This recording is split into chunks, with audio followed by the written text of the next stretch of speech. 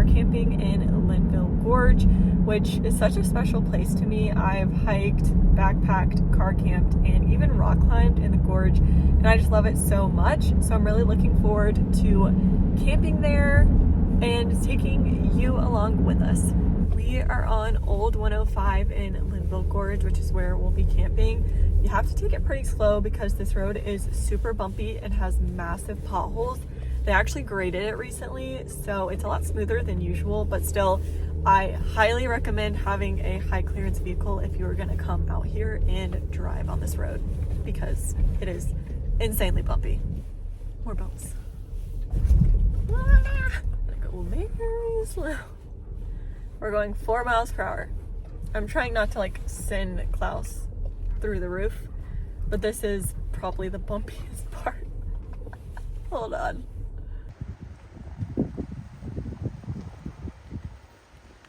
This is like the worst part of the road. I'm going 2 miles per hour. I'm so sorry, Klaus. I am in a Jeep Grand Cherokee.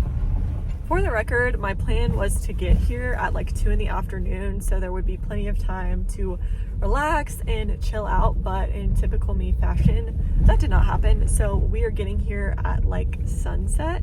So we will do the relaxing tomorrow, but it looks like it's gonna be a really nice sunset, so that's exciting. I have to pee so bad. And when I get there, it's not even gonna be a good experience because these campsites have nothing, like no bathrooms, no hookups. You have to bring all your own shit, and so I'm gonna have to pee in the woods, and it's 27 degrees outside, so that's gonna be fun. It's open! Yay! I'm so happy! This place has the best view, and I've wanted to get this campsite in the gorge for so long. You just have to come when it's 27 degrees to get it.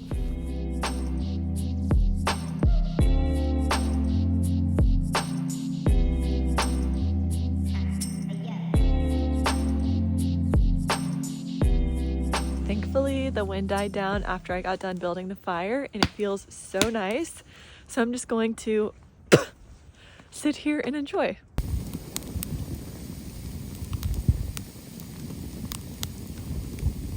Chili is like one of my favorite camping meals when it's cold, so I picked up some canned veggie chili at Trader Joe's last time I was there for this trip, and I also got some of these corn dipper chips, which are really good in the chili.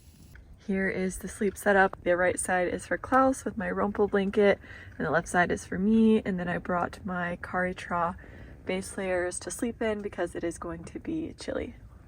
Klaus is all tucked in my rumple. I felt in there and he is very toasty. I'm honestly a little bit jealous. It's around 8 p.m. I put the fire out and now we are all tucked in and getting ready for bed. I'm gonna read my Kindle. I'm a little upset because I forgot my window covers that I made for car camping, but it's not the end of the world. Not that I think anyone is gonna come looking in or anything, but it just gives me extra peace of mind knowing that no one can see in and my windows are blacked out. I made them out of Reflectix and fabric adhesive and just black fabric, so I will take a video of those when I get home so I can show you guys because I really like them and they're super easy to make. But we're gonna go to bed, so good night.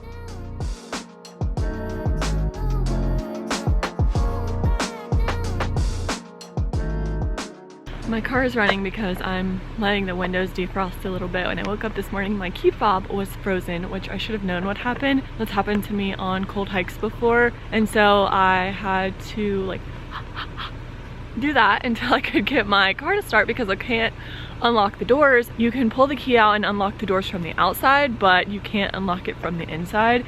And so I was like trying to get my key fob to work and get my car to start so I could unlock the doors to even get out of the car. But now that I have it started, I'm just gonna let it run for a little bit. And now I'm gonna try and figure out how to put deodorant on when I'm wearing like 10 layers. Let's do this. So I have this Patagonia Nano Puff hoodie on. I slept in this last night because it was so cold. My sleeping bag is rated for 20 degrees. I know the ratings and what they're actually like, there's a comfort rating and it's like a whole complicated thing, so you can't just take it at face value. I was very cozy in it, but the extra layers helped. So then I had this fleece on, which is very warm, and then I had my Kari-Tra base layer on underneath. Okay. we're doing it. Klaus is like, what are you doing? All right, we got it. Now I'm gonna brush my teeth so I can feel like a human again. I am a really big fan of Stanley when it comes to camping, cookware, and whatnot. So I have my pour over set is from them, and then my cookware set is from them as well. So we're gonna whip up some coffee now.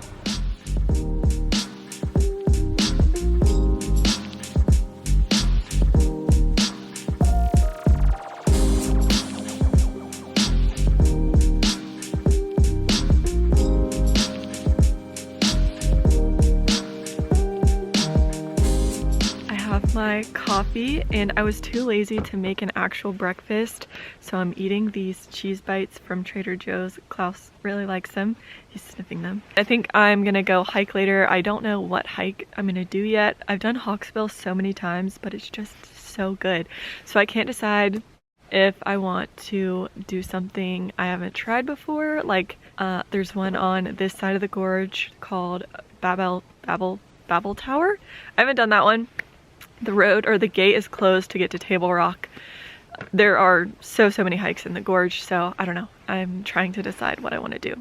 But I thought we would just sit here and chat for a minute about camping and camping solo, and yeah, my thoughts on doing things alone, I guess. I definitely like sleeping in my car when I am camping by myself. I have camped in a tent by myself. I just feel a lot more comfortable in my car when I can lock the doors and ideally have my window covers so that no one can see in. Of course, this is very remote, but in like state park campgrounds where stuff is a little more close together, I really like to have the window covers, because if people are walking around, even if they're just going to the bathroom, I feel weird if they're looking in my car. I have to bring something to do, especially when it gets dark early, because at this point it's getting dark at like 5:30. So I sat by the campfire last night for a bit, and then I always have to bring my Kindle, because if you have books downloaded, you can use it even if you don't have service. So that's great. I think some of the biggest things are just to try not to get in your head. I still jump at my own shadow sometimes when I'm by myself and it's dark. Like last night I was getting some stuff out of my passenger's seat and I was like shining my flashlight, like looking around, even though the chances of someone being out here are like very slim. I just still get paranoid sometimes, so I'm not like fearless. Just want to throw that out there. I just do stuff scared and do it anyways. Of course, I'm not stupid about it. I bring stuff to protect myself. I'm not like walking around in the dark. I keep my doors locked, and I brought a dog with me. But yeah, I don't like put headphones in or anything like that. Same thing with hiking by myself. I want to be hyper aware of my surroundings. Before I went on my cross-country road trip from North Carolina to Washington State and back by myself, I read The Gift of Fear by Gavin DeBecker, and it is a really, really good book on trusting your instincts. So as women, we feel like we have to be nice, you know, so if someone starts talking to you and makes you feel uncomfortable, a lot of times some of us can feel like we have to carry on the conversation because we have to be nice, but you don't have to do that. And I'm also talking to myself here because I always, you know, want to be nice. I don't like seeming rude to people, but at the end of the day, it's about you and your safety. So if any situation makes you feel the slightest bit uncomfortable, you can remove yourself from the situation. You don't need to give a reason or an excuse. You can just leave or walk away. And if you're just getting started with solo camping, maybe you've never been before, you're trying to build up your confidence, I always recommend starting with a one-night trip that's pretty close to home. I really like state park campgrounds. A lot of the ones in North Carolina at least have gates that they shut and lock at night, which always makes me feel more comfortable. They usually have nice facilities like restrooms, water, trash. State park campgrounds are great for that. And if you have a pet, you can always bring them with you to make you feel more comfortable. But if you feel unsafe or uncomfortable for any reason at all, it's not a failure to go home. So just remember that. As I've been sitting here with my coffee, I decided that we're gonna do Hawksbill. I know, I should try something new, but Hawksbill's too good to be all the way out here and not do it. So that's what we're gonna do today. And I'm excited because I'm trying out my new day pack, which is the Gregory Nano 18. I got it at REI a few weeks ago. I showed it in my REI haul video, but I want to show you because it has a separate pocket for the bladder, which is awesome. So it's tucked right in here, and it's a 3-liter bladder, which is amazing. If you hear rustling in the leaves, that's Klaus playing with sticks. Instead of using the bladder today, I'm just gonna use my hydro flask because it fits in the side pocket and it's already filled with water, so we're just gonna roll with that. But very much looking forward to testing this little guy out today. Here is a look at the Gregory pack. It's nice and lightweight, but has lots of room and tons of pockets, so it is perfect for day hikes.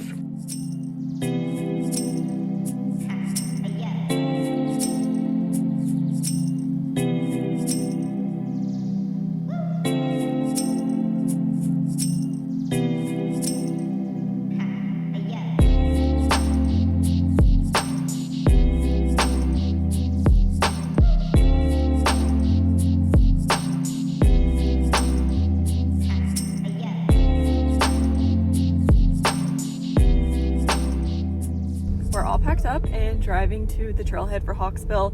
We have to drive back out across this super bumpy road, which is Old 105. We'll pass Wiseman's View and Linville Falls, and then we'll go out and take the road that takes us to Hawksbill. This is probably a terrible idea, but it does have a lid, so I think it'll be okay. We'll see. It's 50 degrees, so it feels really nice outside. I'm really looking forward to this hike. I will probably have to shed a few layers because I have so many on. I am going up the worst part of this road right now. There's actually a tractor right in front of me. I guess they're trying to even this part out because the bumps are so bad. Even in a high clearance vehicle, I'm pretty sure the bottom of my car scraped yesterday. Now we're going back up it, but this tractor's in front of me, so I guess I'm just gonna stay behind him and see. He's kind of getting stuck though. This is not looking good for me if a tractor is getting stuck, but he's stopping and grading the road, I guess is what it's called. I'm trying to follow his path, but yeah, this is rough. Wow. All right, I guess we can use 4-wheel drive for this. Oh my gosh, this is on the way to Wiseman's View, so that's a pretty popular spot, and if you plan to go there, this road is in tragic condition. Thank you. The guy in the tractor is clapping for me. He probably watched that like, oh my God. Well, I know he did. He was clapping. But we did it. All right, I don't know. I might have just popped all 4 of my tires and destroyed the underneath part of my car. But we made it. For the record, there are 2 ends to this road, so 2 ways to get in. I came in from the north side at Linville Falls, so I passed like Wiseman's View and stuff on the way to my campsite. You might have an easier time coming in from the south end if you're trying to get to like Wiseman's View. I don't really go that way as often, so I'm not sure, but I have read in like the Linville Gorge Facebook group that the south end is usually not so precarious.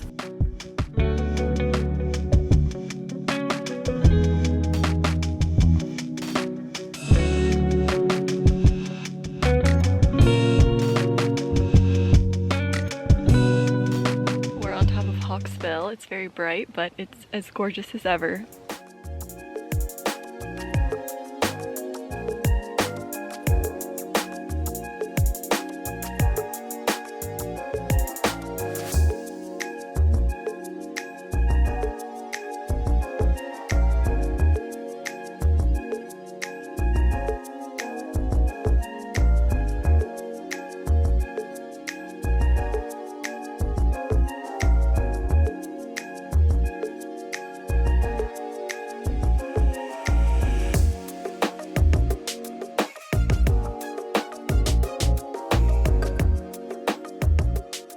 Klaus and I just got done hiking, so we are on our way home now. That was the perfect first camping trip of 2023.